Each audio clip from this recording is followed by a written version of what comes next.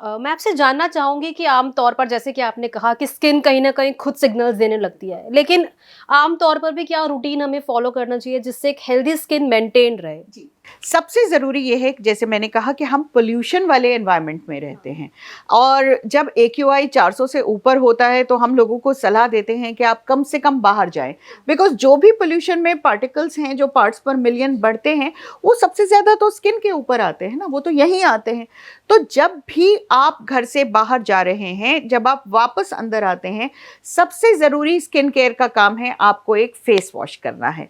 क्योंकि जब आप फेस वॉश करते हैं, और हम ज़्यादातर फेस की बात क्यों कर रहे हैं, हम ये क्यों नहीं कह रहे कि आप नहा लीजिए। देखिए, फेस की स्किन सबसे ज़्यादा सेंसिटिव होती है, सबसे ज़्यादा पोर्स यहाँ होते हैं, सबसे ज़्यादा नर्व्स यहाँ होती हैं और ब्लड सर्कुलेशन भी इस फेस के ऊपर सबसे ज़्यादा होती है। तो अगर आप फेस को धो लेंगे, हाथ तो हम लोग ज़्यादातर धो लेते हैं, तो आते ही घर के अंदर आपको फेस को धोना है और फेस को धोने के बाद डैप ड्राई करना है, रगड़ के तौलिए से नहीं करना है, हल्के हाथ से कीजिए।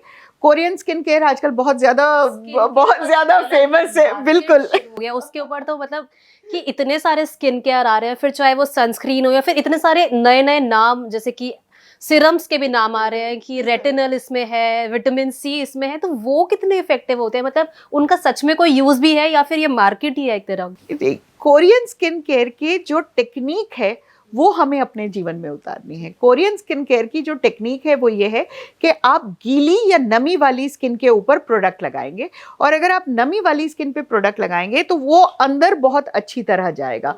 तो क्या लगा रहे हैं ये तो एक दूसरा मुद्दा है कि आप सीरम लगा रहे हैं, क्रीम लगा रहे हैं, लोशन लगा रहे हैं, लेकिन आप घर के अंदर आइए, एक फेस वॉश कीजिए। अगर ऑयली स्किन है या आप टीनेजर हैं तो फोम वॉश का इस्तेमाल कीजिए।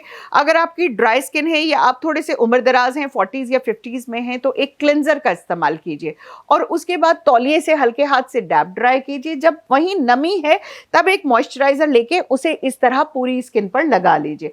ज़्यादा रगड़ने की ज़रूरत नहीं है, आपने अपनी स्किन की रिपेयर कर ली। अगर आप रिपेयर कर लेंगे तो फिर पोल्यूशन या एनवायरमेंटल चैलेंजेस उसको नहीं तंग करेंगे।